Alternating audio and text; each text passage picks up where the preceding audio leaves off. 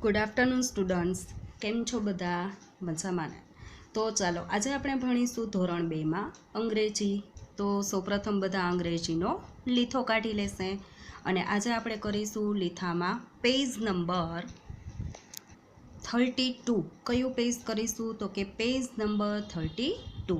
તો સૌ પહેલાં બધા જે પેજ નંબર 32 છે એ ખોલી લેશે અને આપણું જે ચેપ્ટર નંબર 8 છે કે જેમનું નામ છે AND. એન્ડ એટલે થાય અને, AND એન્ડ એટલે થાય અને.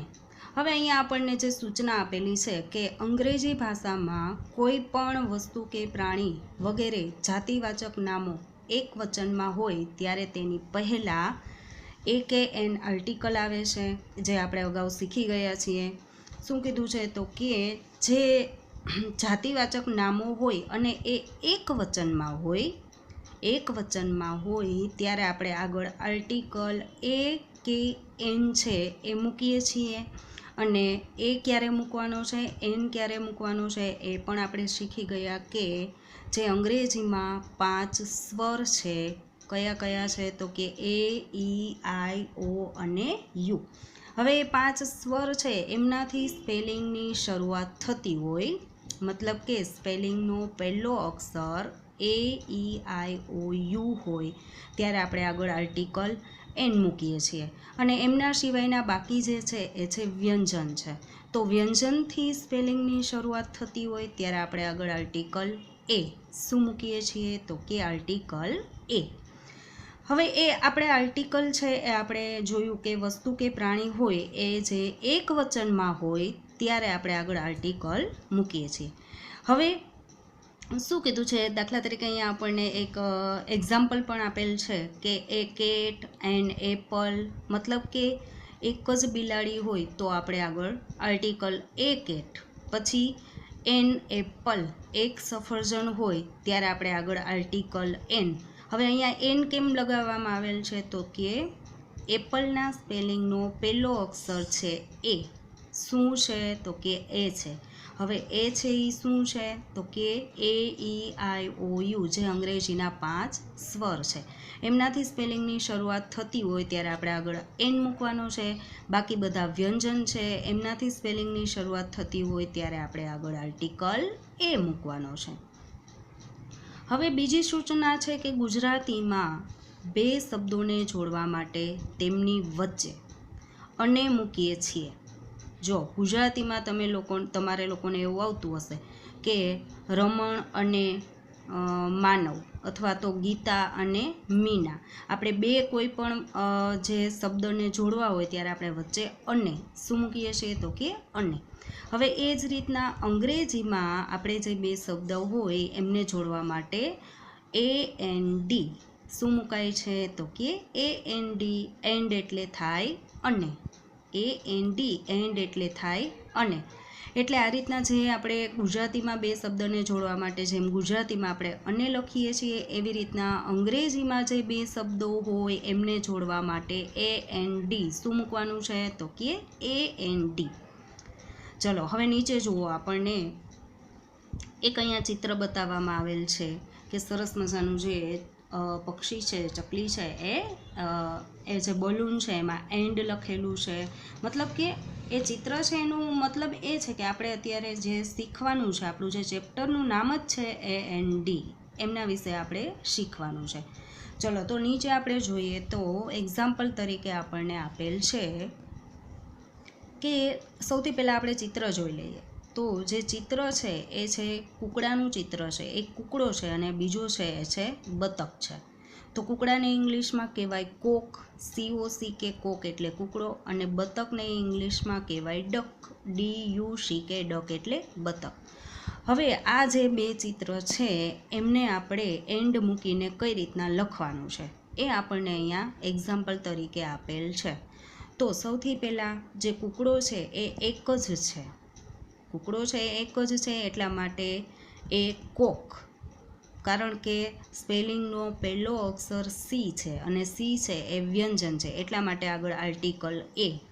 તો એ કોક એટલે કે કૂકડો પછી આપણે એમ લખીએ કે કૂકડો અને બતક, આપણે ગુજરાતીમાં લખેલું હોય કે કૂકડો અને બતક, તો એમનું આપણે ઇંગ્લિશ કઈ રીતના કરીએ? તો કૂકડો છે એમના માટે એ કોક, અને છે એમના માટે AND, એન્ડ એટલે અને બતક છે એમને ઇંગ્લિશમાં કહેવાય ડક, તો ડકનો સ્પેલિંગ DUCK, ડક એટલે બતક. તો સ્પેલિંગની શરૂઆત ડીથી થાય છે, તો ડી છે એ વ્યંજન છે એટલા માટે આગળ એ ડક. તો અહીંયા તમને લોકોને સમજાણું કે શું કરવાનું છે.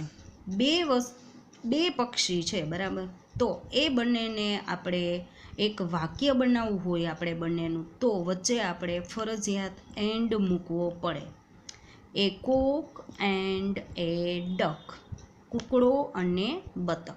ચલો હજુ તો આપણે એક્ઝામ્પલ તરીકે બીજા આપેલ છે એ પણ જોઈ લઈએ એટલે તમને એકદમ સરસ સમજાઈ જશે. હવે બીજું બાજુમાં ચિત્ર છે, હોડીનું ચિત્ર છે, અને બીજું છે શિપ એટલે થાય જહાજ એટલે કે વહાણ. હોડી છે અને જહાજ છે, બરાબર. તો હોડી છે એમને ઇંગ્લિશમાં કહેવાય બોટ. શું કહેવાય? તો કે બોટ કહેવાય. જહાજ છે એમને ઇંગ્લિશમાં શિપ કહેવાય. તો સૌથી પહેલાં તો આપણે હોડીનો સ્પેલિંગ લખીએ તે પહેલાં આપણે જે BOAT, બોટમાં પહેલો અક્ષર છે બી, આપણે સ્પેલિંગનો પહેલો અક્ષર જોવાનો છે અને એ પ્રમાણે આપણે આર્ટિકલ મૂકવાનું છે. તો બોટના સ્પેલિંગમાં પહેલો અક્ષર છે બી, એટલે બી છે એ વ્યંજન છે એટલા માટે આપણે આગળ લખીશું એ બોટ. શું લખીશું? તો કે એ બોટ. હવે આપણે એ બંને ચિત્રો છે એમને જોડવાના છે, તો જોડવા માટે વચ્ચે એન્ડ મૂકવાનું છે. શું મૂકવાનું છે? તો કે AND, એન્ડ. અને બીજું ચિત્ર છે એ છે જહાજનું, તો એમને ઇંગ્લિશમાં કહેવાય શિપ. શું કહેવાય? શિપ. તો શિપનો સ્પેલિંગ SHIP, શિપ, SHIP. તો શિપના સ્પેલિંગનો પણ પહેલો અક્ષર એસ છે અને જે છે વ્યંજન એટલા માટે આગળ a ship. A boat and a ship, હોડી અને જહાજ. આપણે આમનું ગુજરાતી કરીએ તો શું થાય? તો કે હોડી અને જહાજ. મતલબ કે અહીંયા જે બે ચિત્રો આપેલા છે એ બંનેના આપણે નામ લખીએ એટલે વચ્ચે એન્ડ મૂકવાનું છે, AND. એટલે એન્ડનો સ્પેલિંગ પણ બધાને આવડવો જોઈએ કે AND. પછી અહીંયા તમે END લખો, આ બાકી બધું તમે સાચું લખ્યું હોય પણ સ્પેલિંગ ખોટો એન્ડનો લખેલો હોય તો પણ ખોટું પડે. પછી શિપનો સ્પેલિંગ, બોટનો સ્પેલિંગ, ડકનો સ્પેલિંગ એ ખોટું લખેલું હશે તો એ આખું વાક્ય જ તમારું ખોટું પડશે. એટલે તો આપણે અગાઉ પહેલાં બર્ડ્સના અને એનિમલ્સના, ફ્રૂટ્સના એ બધા સ્પેલિંગ છે એ આપણે કરી લીધા છે. ચલો હવે નીચે આપણે જોઈએ તો કે બીજું જે ચિત્ર છે એ છે, ચિત્રની અંદર સફરજન છે અને એમની બાજુમાં જે ચિત્ર છે એ છે કુહાડીનું ચિત્ર. શેનું છે? તો કે કુહાડીનું ચિત્ર છે. તો જે સફરજન છે એ એક જ છે એટલે આપણે આગળ આર્ટિકલ મૂકવાનો છે. કુહાડી છે એ પણ એક વચનમાં છે એટલે આપણે આગળ આર્ટિકલ મૂકવાનો છે. હવે સૌથી પહેલાં તો સફરજનનો સ્પેલિંગ, તો કે એપલ. સફરજનને ઇંગ્લિશમાં કહેવાય એપલ. તો એપલનો સ્પેલિંગ APPLE, એપલ એટલે સફરજન. તો સ્પેલિંગની શરૂઆત એથી થાય છે. સ્પેલિંગની શરૂઆત એથી થાય છે એટલે આપણે આગળ આર્ટિકલ શું મૂકીશું? તો કે એન. કારણ કે એ છે એ સ્વર છે, AEIOU એ 5 સ્વર બધાએ યાદ રાખવાના છે તો જ તમને આર્ટિકલ મૂકતા આવડશે. એટલે સ્પેલિંગની શરૂઆત એથી થાય છે, એ છે સ્વર છે એટલા માટે આગળ આર્ટિકલ એન એપલ. અને હવે જ્યારે આપણે કુહાડીનો સ્પેલિંગ લખીએ તે પહેલાં આપણે વચ્ચે શું મૂકી દેવાનું છે? તો કે એન્ડ મૂકવાનું છે. શું મૂકવાનું છે? એન્ડ. તો AND. અને પછી કુહાડીને ઇંગ્લિશમાં કહેવાય એક્સ. શું કહેવાય? તો કે એક્સ કહેવાય. તો એક્સનો સ્પેલિંગ છે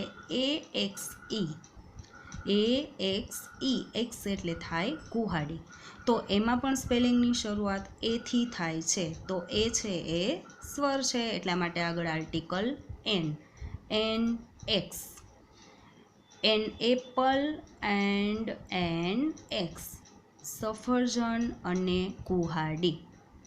હવે અહીંયા તો આપણને સ્પેલિંગ આપેલા છે, એક્ઝામ્પલ તરીકે છે એટલા માટે. બાકી તો જ્યારે તમારે લોકોએ આ રીતના ચિત્ર આપેલા હશે અને વચ્ચે એન્ડ મૂકી અને તમારે જાતે જ આગળ આર્ટિકલ અને એમનો સ્પેલિંગ લખવાનો રહેશે. ચલો હવે બાજુનું ચિત્ર છે એ જોઈએ તો કે ચિત્રમાં છે બંદૂક. શું છે તો કે બંદૂક છે અને એમની બાજુમાં છે તીર. શું છે તો કે તીર છે. હવે બંદૂક છે એમને ઇંગ્લિશમાં કહેવાય ગન. શું કહેવાય તો કે ગન કહેવાય. અને જે આ તીર છે એમને ઇંગ્લિશમાં એરો. શું કહેવાય? એરો. તો સૌથી પહેલાં તો જે બંદૂક છે એમનો આપણે જે ગનનો સ્પેલિંગ છે કે GUN, તો એક જ બંદૂક છે એટલા માટે આપણે આગળ આર્ટિકલ મૂકવાનો છે. તો એ ગન, કારણ કે જી છે એ વ્યંજન છે, સ્વર નહીં પરંતુ વ્યંજન છે, એટલા માટે એ ગન. અને વચ્ચે આપણે જ્યારે એરોનો સ્પેલિંગ લખીએ ત્યારે આપણે વચ્ચે શું મૂકી દેવાનું છે તો કે એન્ડ મૂકવાનું છે. અને ત્યાર પછી આપણે બીજું જે ચિત્ર હોય એમનો સ્પેલિંગ લખવાનો છે. તો તીર છે એમને ઇંગ્લિશમાં કહેવાય એરો. શું કહેવાય? એરો. ARROW. તો એરોના સ્પેલિંગમાં પહેલો અક્ષર છે એ. શું છે તો કે એ છે. તો એ છે એ સ્વર છે, મતલબ કે AEIOU. એથી સ્પેલિંગની શરૂઆત થાય છે એટલે સ્વર છે, એટલા માટે આગળ આર્ટિકલ એન. શું મૂકવાનું છે? An. An arrow. A gun and an arrow. બંદૂક અને તીર. તો આ રીતના આપણે જે પેજ નંબર આપણું જે પેજ નંબર 32 પર જે એન્ડ મૂકી અને બે ચિત્રને જોડવાના છે એ એક્ટિવિટી આપણે જોઈ લીધી. હવે આગળ જે છે એ આગળના પેજ ઉપર છે એ આપણે નેક્સ્ટ લેક્ચરમાં કરીશું. હજુ આપણી પાસે ટાઈમ છે તો ચલો આપણે આગળ જે સ્પેલિંગ આપણે કરી લીધેલા છે એ આપણે રિપીટ કરી લઈએ. કારણ કે જે આ મેં તમને કીધું એમ કે અહીંયા તો એક્ઝામ્પલ તરીકે આપણને આપેલા છે એટલા માટે સ્પેલિંગ લખેલો છે. બાકી તો બધા સ્પેલિંગ તમારે જાતે જ લખવાના છે. એટલે જો બર્ડ્સના, એનિમલ્સના, વ્હીકલ્સના, A to Zના, ફ્રૂટ્સના, એ બધા જેમને સ્પેલિંગ આવડતા હશે એમને આ જે ચેપ્ટર છે એ આવડશે. ચલો તો આપણે આગળ જે સ્પેલિંગ કરેલા છે એમાંથી આપણે ચેપ્ટર નંબર 3 ઉપરના જે વ્હીકલ્સના સ્પેલિંગ ઉચ્ચાર અર્થ છે એ આપણે ચલો એક વખત રિપીટ કરી લઈએ. તો સૌથી પહેલાં જે ચિત્ર છે એ છે ગાડીનું ચિત્ર છે, મોટરનું ચિત્ર છે. તો એમને ઇંગ્લિશમાં કહેવાય કાર. શું કહેવાય? કાર. તો કારનો સ્પેલિંગ CAR. કાર એટલે મોટર. CAR. કાર એટલે મોટર. CAR. કાર એટલે મોટર. ત્યાર પછી એમની બાજુમાં જે ચિત્ર છે એ છે બસનું ચિત્ર છે. ચિત્રની અંદર બસ છે તો બસને ઇંગ્લિશમાં કહેવાય બસ. તો એમનો સ્પેલિંગ BUS. બસનો સ્પેલિંગ BUS. બસ એટલે બસ. BUS. બસ એટલે બસ. હવે એમની બાજુમાં છે વેન. શું છે તો કે ગાડી છે, વેન છે. તો એમને ઇંગ્લિશમાં કહેવાય વેન. તો VAN. વેન એટલે વાન. VAN. વેન એટલે વાન. તો સૌથી પહેલાં આપણે CAR. કાર એટલે મોટર. પછી BUS. બસ એટલે બસ. ત્યાર પછી VAN. વેન એટલે વાન. અને ત્યાર પછીનું જે છે ચિત્ર છે એ છે જીપનું. શું છે ચિત્રની અંદર તો કે જીપ છે. તો જીપ છે એમને ઇંગ્લિશમાં કહેવાય જીપ. શું કહેવાય તો કે જીપ. તો એમનો સ્પેલિંગ છે JEEP. JEEP. જીપ એટલે જીપ. JEEP. જીપ એટલે જીપ. JEEP. જીપ એટલે જીપ. હવે ત્યાર પછી જે ચિત્ર છે એ છે હોડીનું ચિત્ર છે. હમણાં જ આપણે જે એન્ડનું જે આપણે પેજ કરતા હતા એમાં આ હોડીનું ચિત્ર હતું. પછી આ જે વહાણ છે એમનું ચિત્ર હતું. એટલે ત્યારે આપણે એક્ઝામ્પલ તરીકે હતું એટલે તો બંને સ્પેલિંગ આપેલા હતા, પરંતુ ખાલી ચિત્ર આપેલું હોય ત્યારે જે સ્પેલિંગ છે એ તો તમારે જાતે લખવાના છે. એટલે જે હોડી છે એમને ઇંગ્લિશમાં કહેવાય બોટ. શું કહેવાય? બોટ. બોટનો સ્પેલિંગ BOAT. BOAT બોટ એટલે હોડી, BOAT બોટ એટલે હોડી. ત્યાર પછી એમની બાજુમાં છે વહાણ, વહાણ અથવા તો જહાજ. તો એમને ઇંગ્લિશમાં કહેવાય શિપ. શું કહેવાય? તો કે શિપ. તો શિપનું સ્પેલિંગ છે SHIP, SHIP, શિપ એટલે વહાણ, SHIP, શિપ એટલે વહાણ અથવા તો જહાજ. તો જીપનું સ્પેલિંગ છે JEEP, જીપ એટલે જીપ. પછી છે BOAT બોટ એટલે હોડી, અને ત્યાર પછી SHIP શિપ એટલે વહાણ. હવે આપણે એમની નીચે જોઈએ તો ઘોડાગાડી, ચિત્રની અંદર છે ઘોડાગાડી છે. તો ઘોડાગાડીને ઇંગ્લિશમાં કહેવાય ટોંગા. શું કહેવાય? તો કે ટોંગા. તો ટોંગાનું સ્પેલિંગ TONGA, TONGA, ટોંગા એટલે ઘોડાગાડી, TONGA, ટોંગા એટલે ઘોડાગાડી, TONGA, ટોંગા એટલે ઘોડાગાડી. હવે ત્યાર પછી છે ખટારાનું ચિત્ર છે. શેનું છે? તો કે ખટારાનું ચિત્ર છે. તો જેમને ઇંગ્લિશમાં કહેવાય ટ્રક. શું કહેવાય? તો કે ટ્રક. તો ટ્રકનો સ્પેલિંગ છે TRUCK, TRUCK, ટ્રક એટલે ખટારો, TRUCK, ટ્રક એટલે ખટારો, TRUCK, ટ્રક એટલે ખટારો. અને એમની બાજુમાં જે ચિત્ર છે એ છે ટ્રેનનું ચિત્ર છે. શેનું છે? તો કે ટ્રેન. તો ટ્રેન એટલે કે આગગાડી. તો જે ટ્રેન છે એમનો સ્પેલિંગ છે TRAIN, ટ્રેન એટલે આગગાડી, TRAIN, ટ્રેન. ટ્રેનનો સ્પેલિંગ છે TRAIN, ટ્રેન. તો જે ઘોડાગાડી છે એમને ઇંગ્લિશમાં કહેવાય ટોંગા, એમનો સ્પેલિંગ છે TONGA, ટોંગા. પછી છે ખટારો, તો એમને ઇંગ્લિશમાં કહેવાય ટ્રક. તો એમનો સ્પેલિંગ છે TRUCK, ટ્રક. અને ટ્રેન, તો એમનો સ્પેલિંગ છે TRAIN, ટ્રેન. હવે ત્યાર પછી આપણે નીચે જોઈએ તો સાયકલ. શું છે ચિત્રમાં? તો કે સાયકલ છે. તો સાયકલને ઇંગ્લિશમાં કહેવાય બાઇસિકલ.